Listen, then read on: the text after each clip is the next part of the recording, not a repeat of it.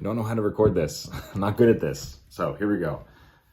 I have been a member of the digital creator community for a long time. I've always wanted to be a digital creator. This is like, it's my passion. It's my love. I don't know. It's just something about it. I've always loved being a part of this space. And back before Vidcon was a thing, we had gatherings, and then Vidcon came around and it was like, oh, let's all get a bunch of creators in the same room and talk about the communities that we build and the things that we can achieve and inspire others to be creators. And I was there and I was meeting friends and I was making friends and I was, experiencing Vidcon for the first time was incredible. It made me want to move to Los Angeles. It inspired me to keep moving. And the only thing that I didn't like about Vidcon was the fact that I wasn't on stage.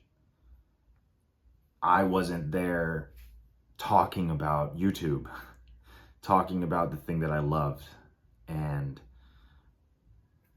I always thought to myself, I can do this. I know I can do this. I don't know why I'm not on stage. Why am I not up there and all of these other people are up there? I know that I can do this as well as they can, and I want to. And I never got the chance. I never had the audience. I never had the, clout, I guess. And one of my biggest goals in life has been to be a featured creator at Vidcon. And I did it. I'm going to be a featured creator at Vidcon. So that's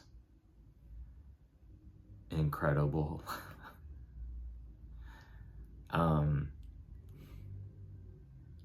Thank you for helping me get there. And